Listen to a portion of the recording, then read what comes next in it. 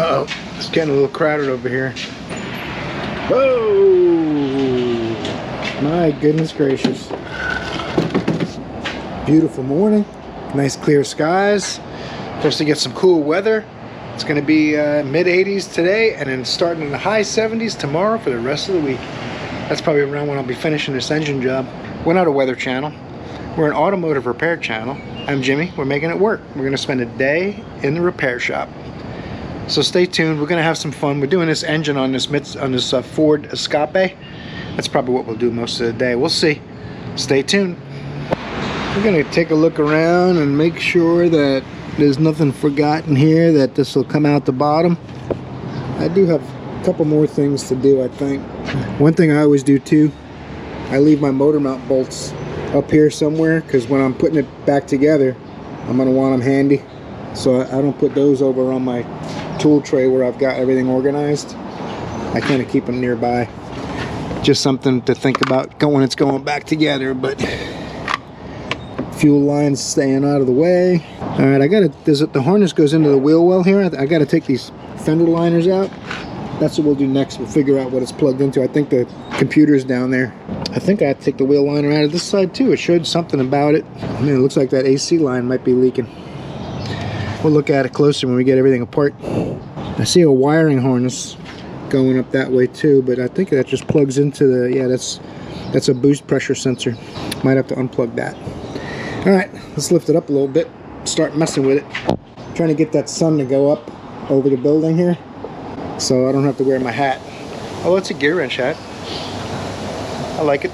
Free.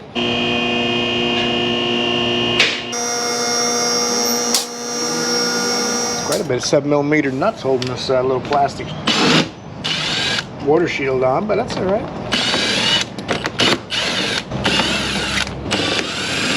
A couple clips in the back. Get out of there. This little tool is pretty handy. KD 9729. I think it's Lyle. It helps you pop these plastic. Oh, gravity check. Yeah, that's super light and gravity still worked. I'm impressed. Good job, gravity.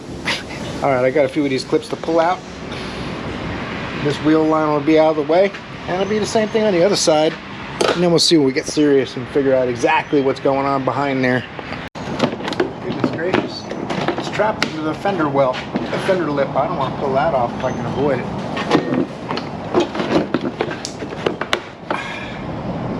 My goodness gracious. Even the wheel liners are getting more complicated. I can remember just a few clips and a few bolts and popping these out not long ago. Get out of there. Thank you. These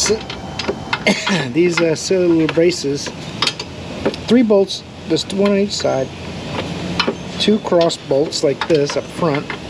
You don't need a deep socket, but I happen to have one out already, so it'll work.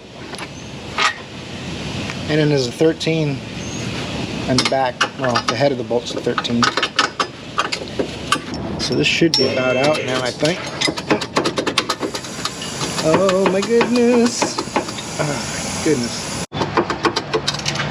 The cool thing is once it's unbolted, it doesn't fit out still. So you also got to take this bracket.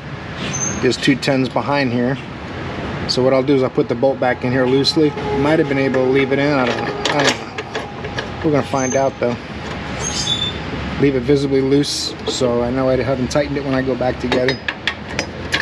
And get these 10s out of here. Hopefully that works a little better. This is instead of making a bigger one-piece subframe. I don't know if you guys knew, but all you gotta do is bend a piece of sheet metal into a square, and you got a makeshift subframe. Now it fits out. That's what's left. There's one on the other side too. On this side, that bar came out without loosening the 13 head bolt, just the 4 10s. So now we know. Wow, that's quite a bolt for a cover. I guess this is like an extra wheel liner in case the other wheel liner doesn't work well. Not sure, but I know it's got to come off either way. Oh, oh, oh. Look at that. That's what I need access to.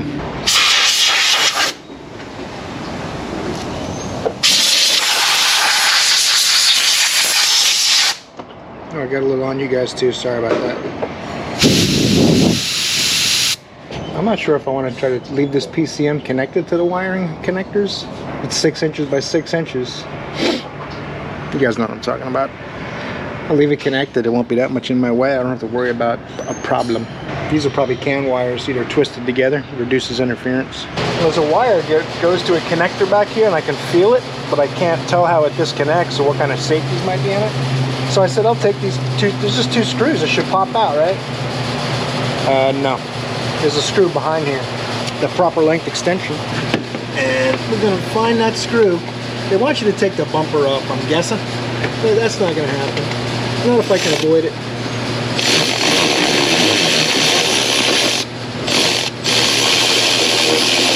Not because it's hard. I just don't want to.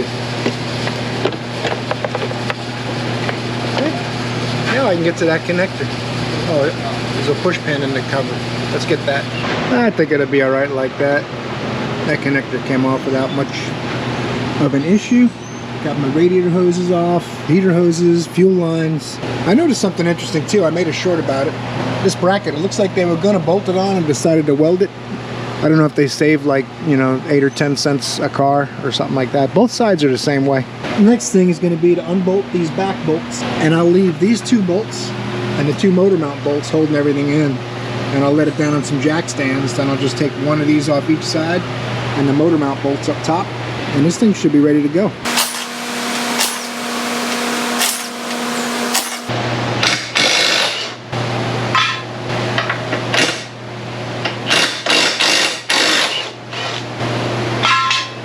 Lots of mud and moisture in those bolts. Ta-da! For my next trick, I'm gonna set the cradle down on these stands. I gotta find, there's a 4th one around the shop somewhere. I don't know where it went, but jack stands probably will stay there really well on both sides in the back. And then I gotta find somewhere in the transmission, and I'll probably have to have one under the engine, like probably under the compressor, where it looks like it'll stay really well. When I lift that off, everything else has to hold it, so it's got to be in someplace pretty sturdy. There's no way to bolt it to it. They sell fixtures. You can buy a fixture and use a jack and all that stuff, but we don't. You're not going to spend like $800, $1,500, $2,000, whatever it is per vehicle to have one for every application. It doesn't make sense. So the Ford dealer, like I said yesterday, probably has all that stuff, but even sometimes they make the mechanics do it without it. So I got to use the book guide, the time guide, without the proper tools. But that's just the nature of the beast. That's nothing new. So, all right, I think that's the plan. I'm gonna go find the 4th jack stand. We'll try to set this thing down. We'll see what happens. I know what'll happen. It'll be out of there.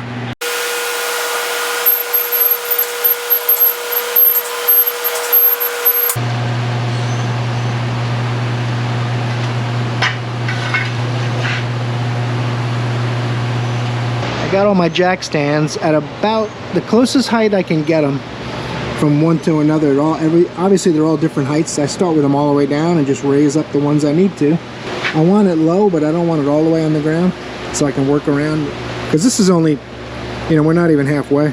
Once this is out, then I still got to do all the wiring and connections between the engine and transmission and all that. They want you to take the starter out to get to the converter bolts and stuff, so, but we're pretty close.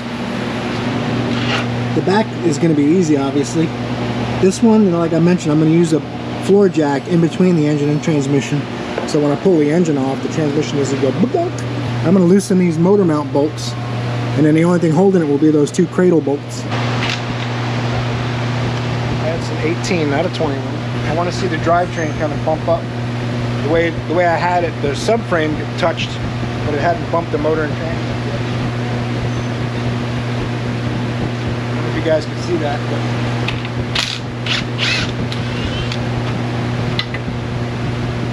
take that completely out of my way, but I leave it handy for going back together. I might have to take these studs out too. You guys see those studs? It looks like they'll hit the subframe coming out, and definitely going in they're going to be a problem, so we'll have to mess with those too.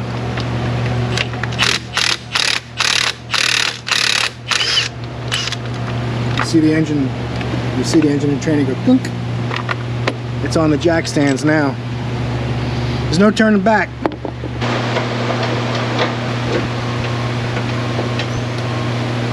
I gotta make a note too that when I pop this up, I'm trying to roll back a hair.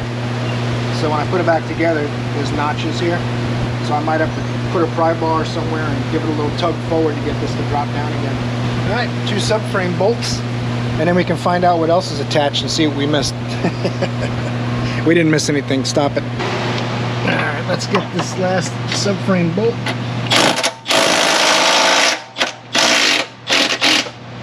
Uh-oh, stuff's happening. Oh, look at all the water. It's weird how they don't seal the water out, but they seal it in.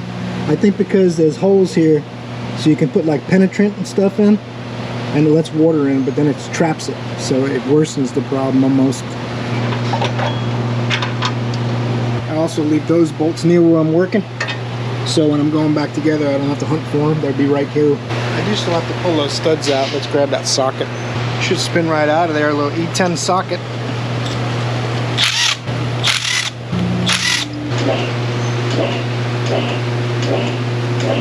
A few inches, take a look around. A few inches, take a look around.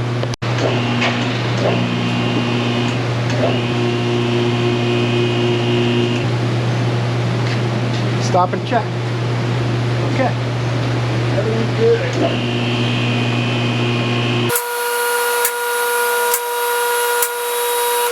Made it a little short, you guys could check out. Now the car is out of my way, the real work begins. I gotta disassemble everything and anything it takes to get the engine and transmission separated, and then pull the engine off without making everything fall off the jack stands, and put the new one on. Should be easy. Now I'm really glad I cleared off my metalworking table and made my own a separate stand, because I'm gonna try to take the hoses and pieces off of this in order and lay them in order, so that I have some idea how to put it all back together, because no sane person is going to remember all this. Maybe Ben Affleck as the accountant might remember it, but I'm not going to. So little by little I'm going to go around, take off hoses and connectors, and there's things that connect to other things and tee off everywhere. So just start pulling stuff off. Something you don't have to take off, don't take it off. The bigger problem on these is everything is in the way of everything. Like these hoses where they're connected to the transmission, I have to take them off because they're attached to 4 different hoses that tee off in places, and they block the bell housing bolts. So I'll have to take those hoses off just to get to the bell housing bolts. See, this hose connects to the intake tube. It also tees off and goes to this. It tees off and goes to this. It's got a connector that holds it on this plastic tab, and then it connects to the throttle body. It also connects back here. 2 13mm bolts on a bracket to the injector pump housing. Since this is the first thing I'm taking off, it's going to go on the table first, and then I'll lay everything on top of each other. If you guys have seen my other videos, you know I have a little bit of a process. Everyone has some kind of order that makes things work in their head. The less stuff you have to remember, you can really focus on those few particular things you're really concerned about, instead of having to remember every single thing. And you can always refer back to your videos if you have a YouTube channel, or use your cell phone to take pictures along the way. I don't think I have to take this off, because I can get to that. Oh, wait a second, there's a bell housing bolt under the cooler. Okay, so I gotta take it off, but I'll unbolt the cooler instead of the hose. And you see there's another T here, there's a solenoid here, there's a T here. You get the idea. When they design these things, obviously, and I've said this a lot of times, and I'll say it again, no concern for how easy it is to work on afterwards. They get it done, and they ship it out. I'm going to keep working on this thing and lift off some pieces, and I'll bring you guys in every time I lift something off. Something down here. I dropped one of my 13mm nuts. What the heck is that? Oh, look. It's been JB welded. I don't know how it could possibly have failed, because JB Weld is awesome. Gets it down the road, so it's someone else's problem, I guess. And everyone thinks it works good because it becomes somebody else's problem. Turbo hoses are designed to bite, and they do. So I gotta unbite them. And luckily at the junkyard they just cut it, so I gotta take that one off too. That's the R&R labor.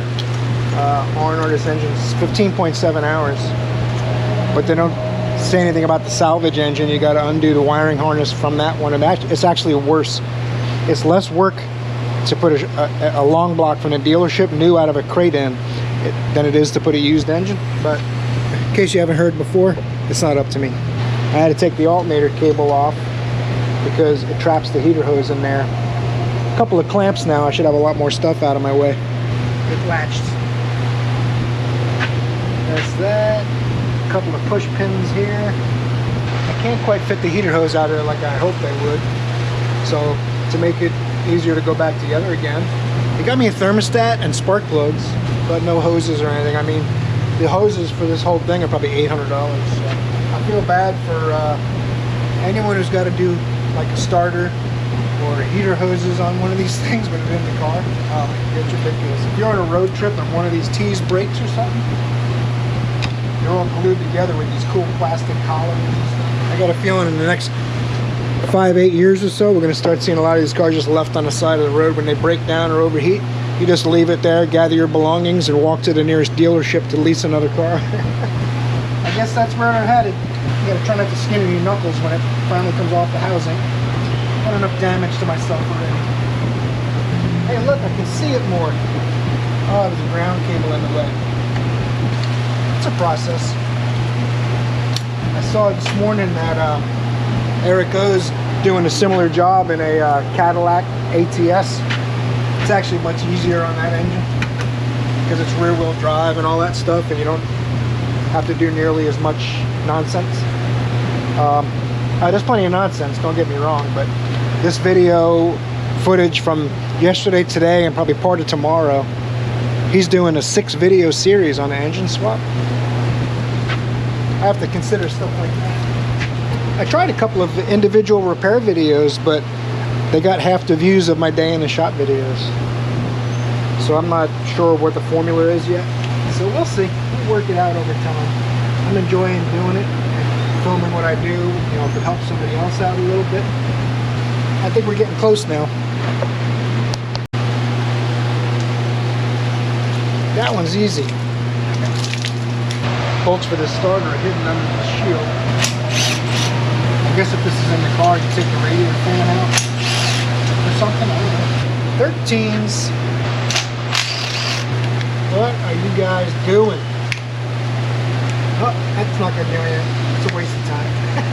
I guess I gotta take this little 7 off here. I don't want to leave this hanging on the harness, so I'm gonna have to take this little 7 just so I can get this one off. Like I said, 10 millimeter.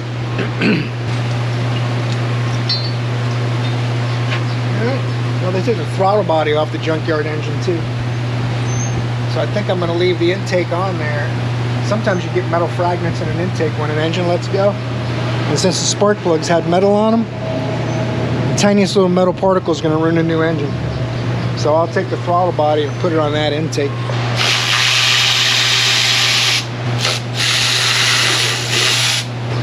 Oh, that's not good. Now you might wonder, well, you got the starter out to get the converter bolts, but how are you going to do that? It's easy. You pull this little plug out of here. This is just extra.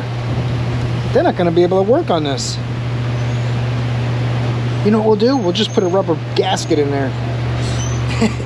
It actually works. I kid. I can almost get ready to do the converter and the bell housing bolts, but I want to get some more things out of my way. I got to take the wiring harness, because obviously the junkyard, salvage yard, they always destroy wiring harnesses. I don't know why. I guess it saves them time.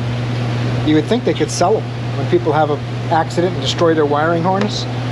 What's a wiring harness? A couple $1,000? I don't know. Maybe they're not expensive enough.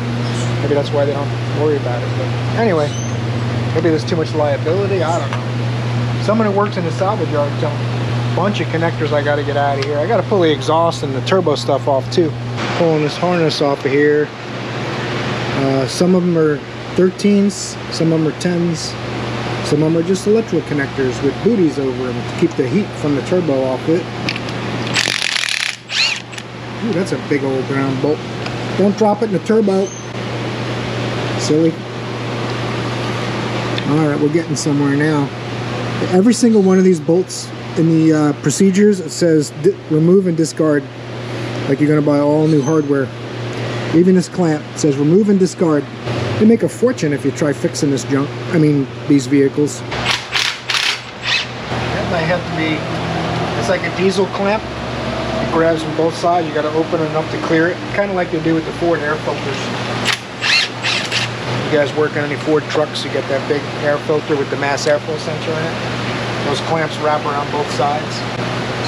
They're very complicated and cumbersome. But I did it for like 30 years. Must be approved process. I guess you gotta take it all the way apart. It's not gonna let you have a happy thread.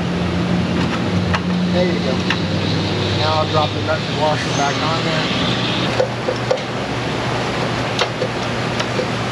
There's two studs coming out of the converter. They go into a giant hole, but apparently the subframe rolled forward a little bit and it's binding it. I'm gonna have to manipulate it and hope it doesn't fall off the jack stands. Wish me luck. I used a jack and jacked up the front of the subframe because, of course, you take the subframe out with the engine, but it's not really connected except by the rear mount and the axles. So I'm not really, I guess it's the best way to get to the turbo and the exhaust, but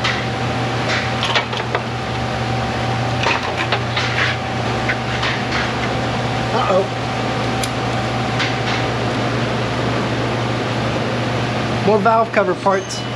Maybe that's what all someone did, is a valve cover. I wonder if they drop parts down the valve train. I'm going to disconnect the turbo with as many of the lines attached to it as possible. So if they lay it in place, they'll basically be where they go. Got to take the heat shield out of your way first.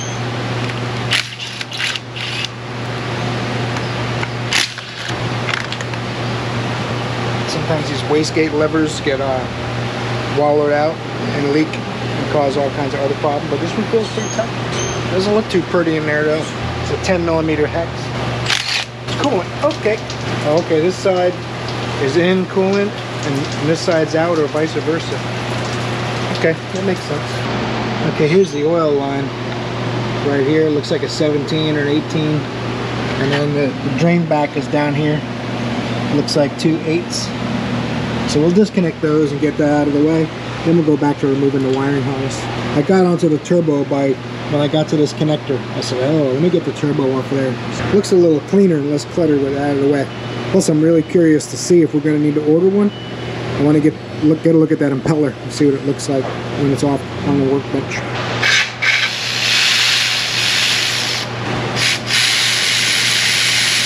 Alright, that's the drain back. And let me get something for that feed line.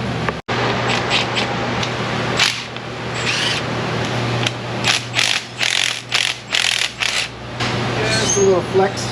Let's get the other difficult one while we're at it. If we can call that difficult.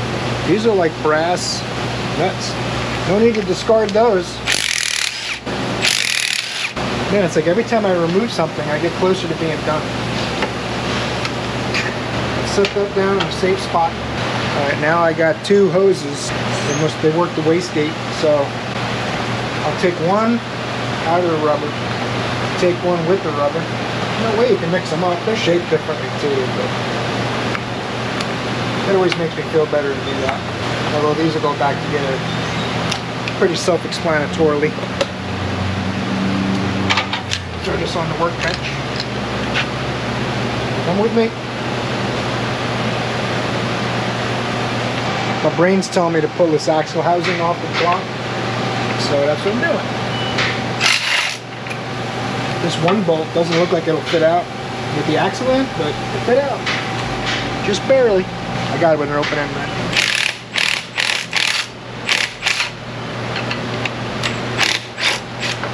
I was talking to Paul while I did it, so I didn't get to film it. I apologize. I wanted to make sure they had my gaskets and stuff on the way. Now I'm going back to the wiring harness.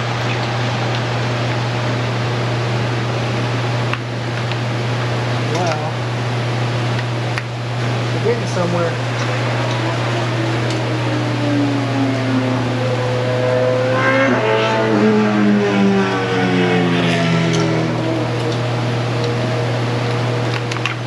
Injectors. Uh-oh. That's going to be interesting to figure out. Might have to take the intake off to get to him, I'm not sure. There's a sensor down here. Might have to get my special tools out, as well as a flashlight. Oh, this is one of the injectors. Okay, I probably can get to them. That's nice to know.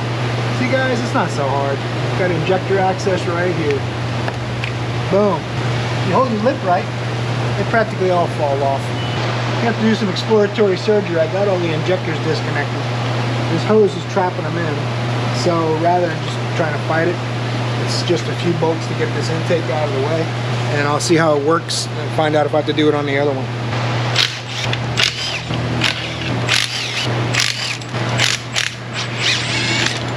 What's the point of loosening it, man? It's off, right?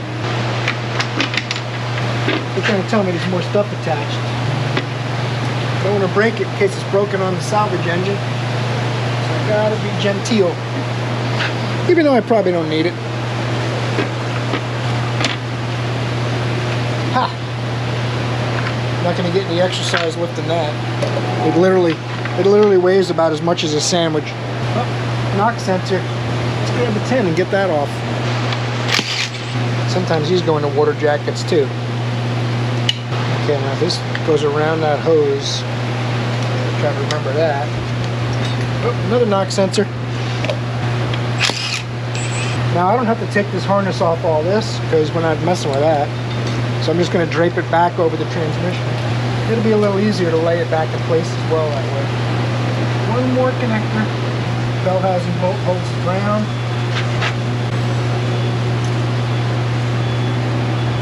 It almost looks like it's for the wiper cowl. We'll save it. I got to take the stretchy belt off, the alternator.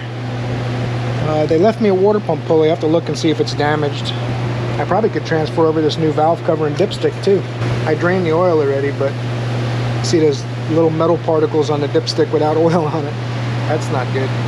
And I got to start going over this salvage engine and taking off whatever's broken.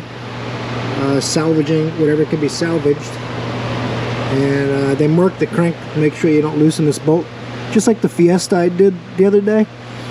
This engine is the same way. If you loosen that bolt without the cams locked, then the cams go for-shink and they turn the gear on the crank. So that's not good. I started unplugging some of the connectors already. I'm gonna have to do the same thing, pull the intake off to get the harness out and stuff, because they've cut it, they cut the fuel lines, they cut everything. So I think I'm going to leave this vacuum pump and injector pump on there. I got a new thermostat, of course oil filter, spark plugs. I got one more flywheel bolt to get, converter bolt, and since there's no spark plugs in the engine, it turns real easy. I could probably use a stubby ratchet. It's a 15. Now it doesn't matter if you drop one of these nuts down there now, but if you drop one down there going back together, you're going to be sad. And I hope you got a good magnet.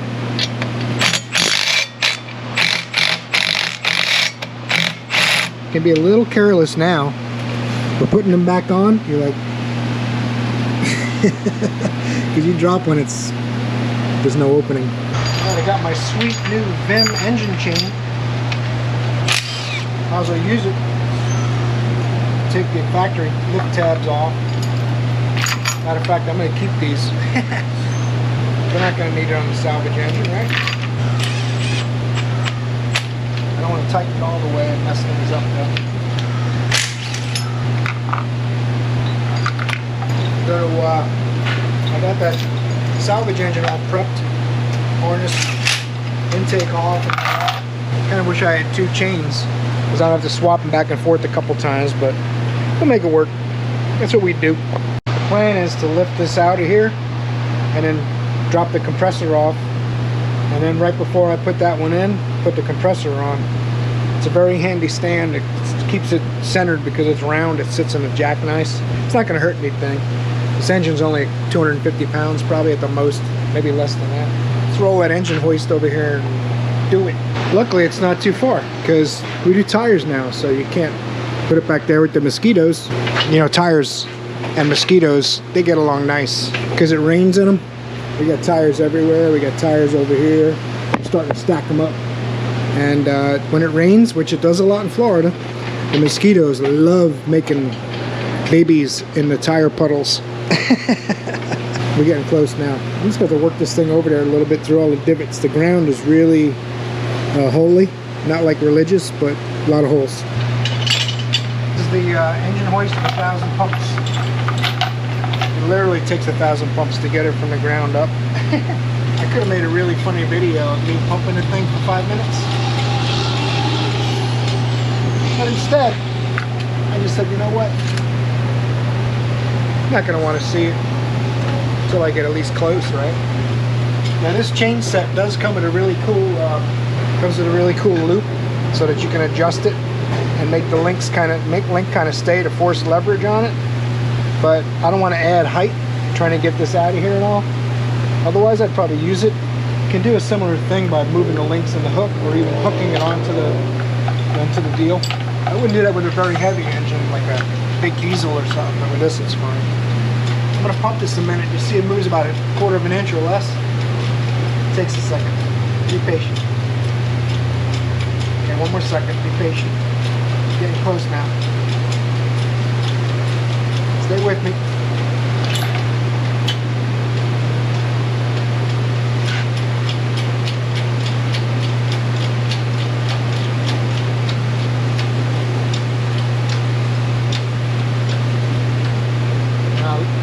I lifted it up to get the compressor free of the jack stand. I got 2 bell housing bolts in the back. That should be all that's holding it in. These guys right here. Careful. There you go. Everything you hoped it'd be? And then some.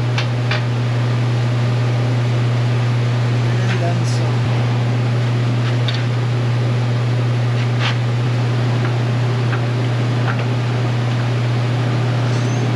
Alright, got a little jam up going. That's alright. If everything falls off the jacks, that's bad. I don't think that'll happen. There's too many jacks. I got like 6 of them under here. But if nothing's damaged, the bad part is trying to line everything up again, because where it is now is where it came out of the car. Give or take a 1/2 inch or so. I'm going to have to leverage some things to get it back in place. But that would be the worst part if things move a lot. But we'll see. Oh, something's happening. I want the engine to go up. I don't want the transmission to go down.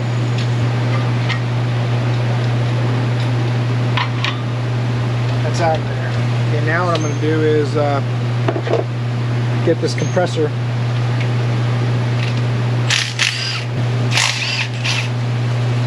Oh, you guys ain't even... Come on, pay attention, man. Pay attention. It's not going to clear because of the studs, but I'm going to loosen it up. Feel a little better about it that way.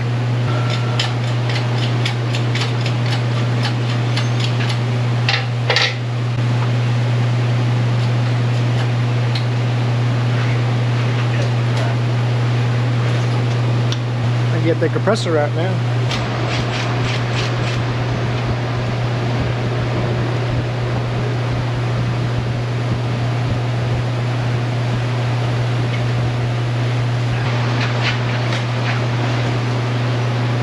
Alright, let's have a little cooperation, will you?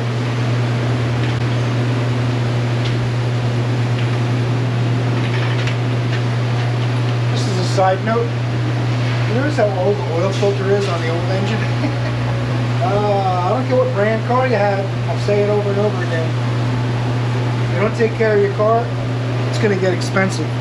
And if money's tight, it doesn't get less expensive. I bolted in a second chain. I was going to try to use the 1 chain on both, but I bolted a second chain to that one. Just got to save me 20 minutes swapping chains around. Is that about what it takes you guys? Swap chains around 20 minutes. That's my time. It could be 5 minutes. It seems like 20 because I'm wasting time. My time is valuable. So 5 wasted minutes feels like 20 good minutes. Makes sense? When I get this thing hooked up, we'll come back when I'm dragging it over.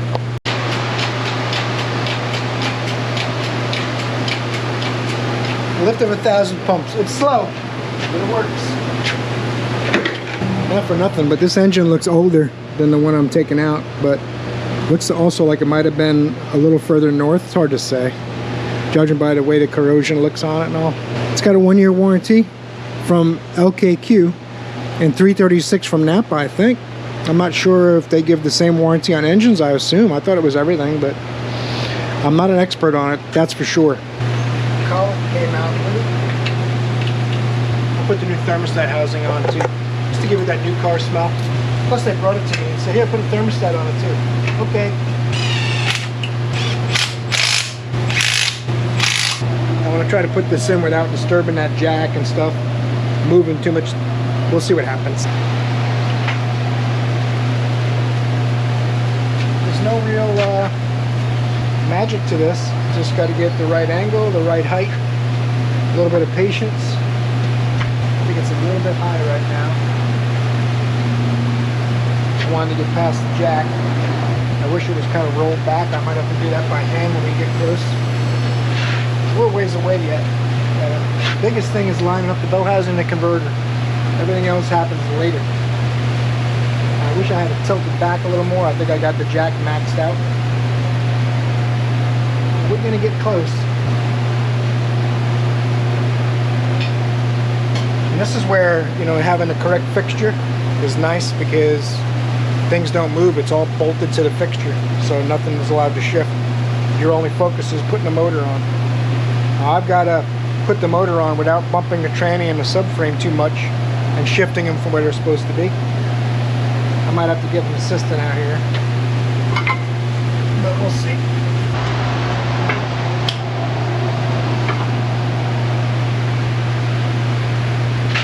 Yeah, that's what we need. Oh, I should have brought a bolt with me. Don't go anywhere. Of course, I don't want to tighten these yet. I just want to get it so it won't let it go anywhere. Luckily, I had to thread it in a little bit already. Converter's in. I'm going to give the flywheel a little, the crank pulley a little turn. Make sure we can, it's not bound up or anything like that. You always want to go clockwise too, don't ever go backwards. It even came with a sticker that says, never turn counterclockwise, do not loosen balancer bolt. I think we're pretty close here. I'm going to get a couple more bell housing bolts in, and I'll be able to let the lift down. Just like when I do a transmission, you don't want to use tools to pull this stuff together. And once you get it really close, you know your converter's all lined up, especially on Fords because converters have studs on them. I get it within like an 1/8 of an inch, just a fraction away. And make sure the converter rolls and all that stuff. Then you can get your power tools out. I didn't want that to happen. I'm going to lift this back up a little bit.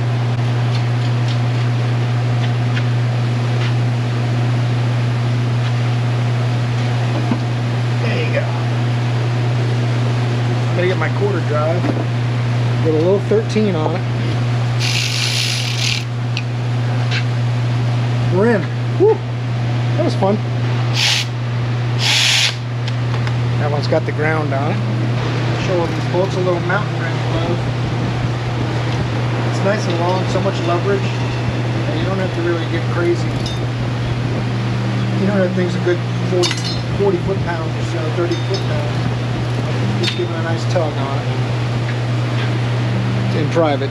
He's coming to hang out with me. I think he wants to be a mechanic. That's my next future Jedi. I was watching a comedian talk about his conversation with a woman that said animals are smarter than people. It's on YouTube. You got to look for it. It's pretty funny. She says beavers are smarter than people. They can build a dam. So he goes, the Hoover Dam? Anyway, back to work. No worries if you forget to line this up while you're putting the motor in. You can't turn it. You'll see it hits and stuff. So I just loosen the nuts on the strap clamp, slide it back into place while lining it up. No need to panic.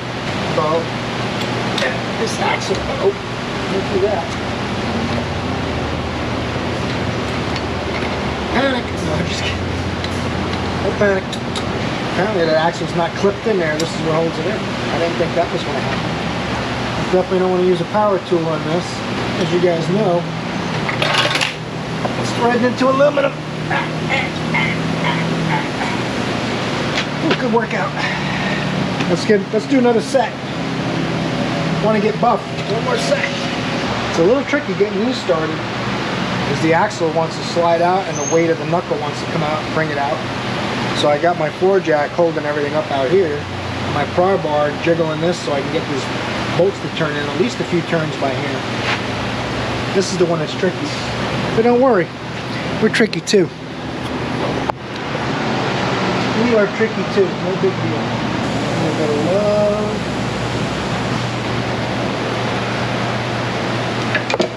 Not as many turns as I'd like, but it's two. 2 turns is good. That's the time-consuming one. Need to have the axle out of the way. And I was trying not to spill any differential fluid, transmission fluid, but I'll tell you what, that fluid looks pretty nasty, so I'm going to ask them if they want to do anything with that fluid while we're doing all this. The only thing worse than blowing up an engine in your Ford Escape is 2 or 3 months later blowing up the transmission and having to take it back out again. Well, I believe the transmission will come out of this without taking the engine out. Alright, gotta tighten these up too. The only question is, what's gonna fit?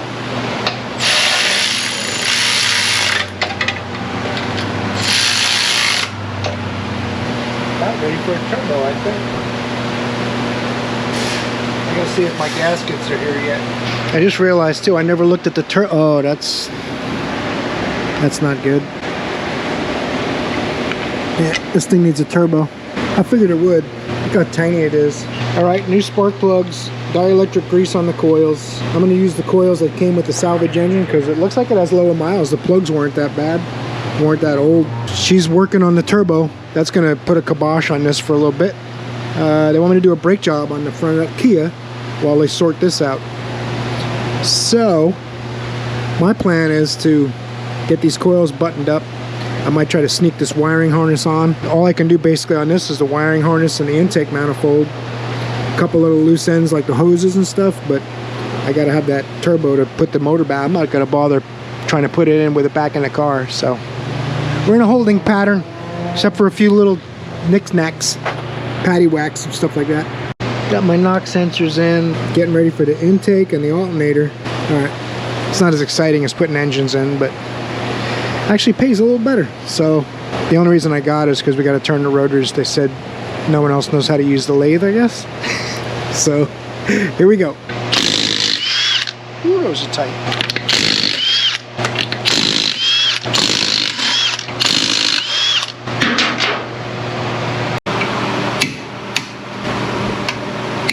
You said if Honda's doing it, we're doing it. I like that. Looks like 14s on the caliper, 17s on the bracket.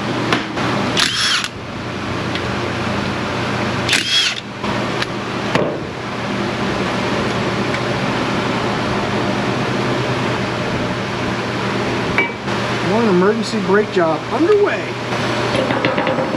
He came right out. He came right out and told me if it was rotors and pads, we wouldn't have given it to you. But since you got to turn the rotors, you get it. Thanks. Oh, that's good stuff. Hey, I like honesty. I can appreciate honesty,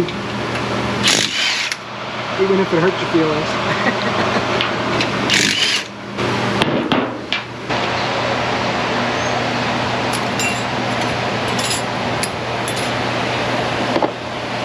Little cleanup.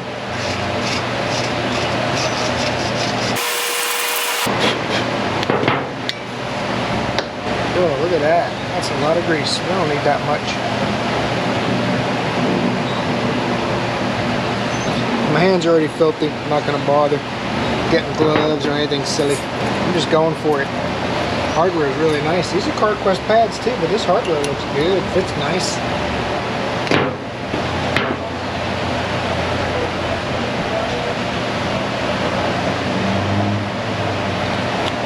This thing's gonna be ready to go. When this rotor's done, it's already ready. Normally I get the rotor turn and then do this, but I'm all out of sorts because there's so much going on right now. So I'm a little bit out of rhythm, but we'll be alright. Don't worry. Don't you worry. Because you know what we're gonna do, right? We're gonna make it work. Get this rotor on the lathe. I'm gonna push the piston back in the caliper and lubricate the caliper and then go turn the rotor. How do you like that? We're gonna really mix it up. You guys are gonna be baffled trying to figure out what is going on over there at the Making It Work YouTube channel. He goes over 10,000 subscribers, he gets all crazy and starts going off script. What the hell? Sometimes you gotta mix it up just to make it interesting, you know? Kind of like getting everything ready to go and then turning the rotor rather than doing it all while the rotor's turning and saving time. Yeah. A little of that, a little of that. Now, who could argue that wouldn't be the right amount of grease? I'm just saying. Who could argue that? I don't think anybody in their right mind could question the amount of grease I put on that caliper just now. Okay, maybe they could. Maybe they could. Well, I'm sorry that rotor came right off. The last couple of cars I've been working on haven't been rusty at all, which is nice. Alright. The fast cut's done. Now we're on the slow cut. Ought to clean that up nice. Sometimes you should really do the whole rotor and get the whole rotor cut evenly on the fast cut before you attempt the slow cut. But I've done it enough times now that 19 out of 20 times I'll risk doing the slow cut with a little left untouched. And I'll usually get it all and save a little time by not having to do the one extra fast cut. Plus it takes a little less metal off the rotor. So start taking the other side apart while we're waiting on this thing.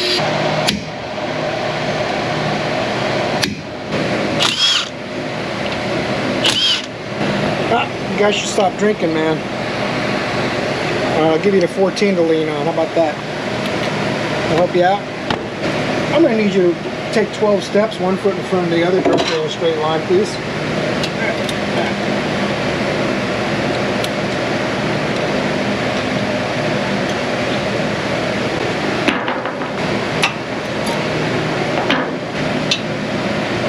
Out of the way, you.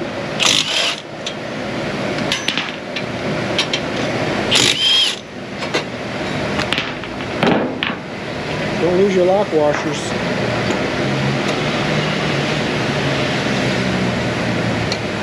Dirt bikes aren't supposed to be on the highway. I don't know if you guys could hear that, but someone went by in like a 1977 Bull Taco 500 or something. Alright, come on, Lee. Where are you at? Well, I might be tooting my own horn here, but this thing came out beautiful. And that's my story. I'm sticking to it. Oh, you guys can't see it from there, can you? Yeah. You probably want me to show you. You're going, yeah, it doesn't come out that good, Jimmy. Let me see it. And I'm thinking about it. I'll probably show you guys. I don't know. All right. I'll show you. Look. Oh my goodness. Is that beautiful or what? I'd hate to even put brake pads on that. Okay, we're gonna though.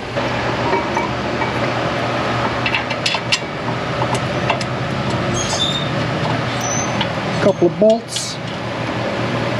Get out of the way, caliper. You're not ready yet. You are not ready to go back yet. You have to be patient.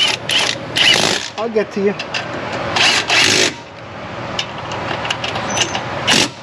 The other rotor is cooking up nice on the lathe right now.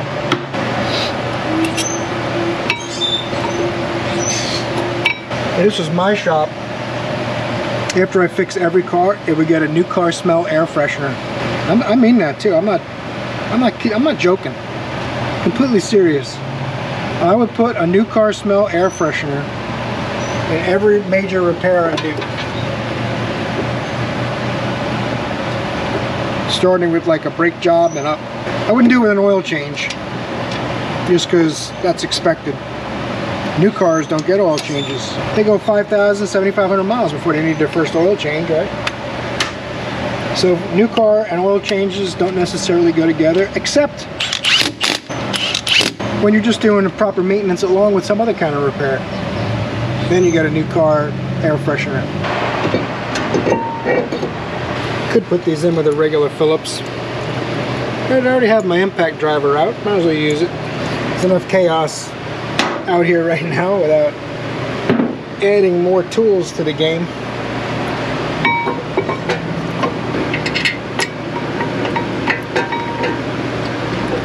All right now. Hey. Getting a little ornery. Must be because it's close to the end of the day. Bracket's a little tired.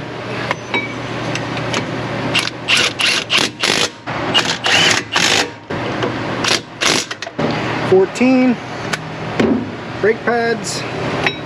Only took a few minutes. For you guys, that was what, about a 5-minute brake job, something like that, maybe 6 minutes. Not too bad. Only took slightly longer than that in real life.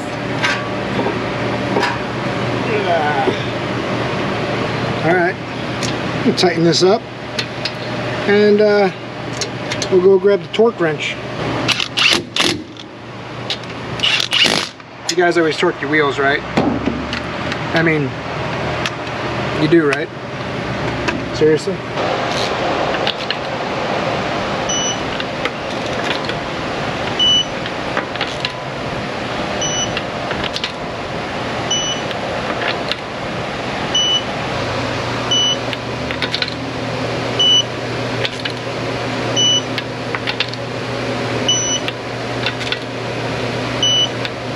One of the things too, some people will say, you don't have to torque the wheels, just make sure they're tight.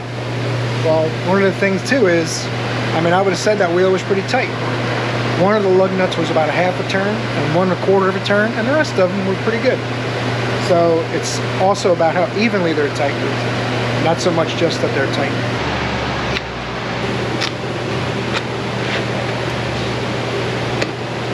All right, we'll button up some loose ends while we're waiting on parts.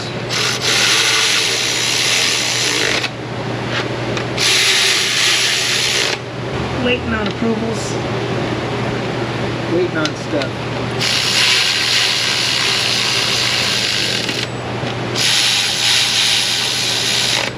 They're getting me a starter too. I noticed a crack in the solenoid housing.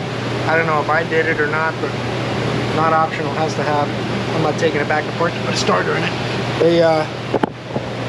She was out taking pictures of the turbo and video, showing the impeller wobbling around in there. She said, I'll try to get approval. I'm like, it's not going back together without it. I'll just roll everything out in the grass.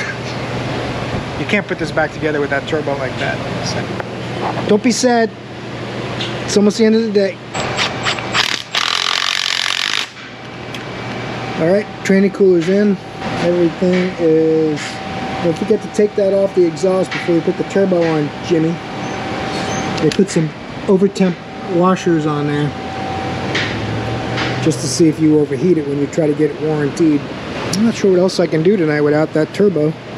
I think I got almost everything buttoned up. Starter will be here tomorrow. Throttle body's in, intake is in and torqued down. I could put the belts on. This goes to the intake pressure sensor or turbo boost pressure sensor, whatever they want, whatever that one happens to be. I didn't check. These go to the starter. This goes to the starter. I think that's about it for tonight. I don't think I can do much of anything else except the bolts. Interesting day today. We got a lot done on this, but not as nearly as much as I wanted. I ended up doing a brake job because of the turbo thing. Hey, thanks for watching today's video. I hope you got something from it. We're locking up inside here. I'm going to button up a couple things on this. And I hope I see you guys tomorrow in the next video. Don't forget, torque the like button on your way out. Subscribe if you haven't yet. That way I'll get to see you in the next video. I hope, because you're awesome.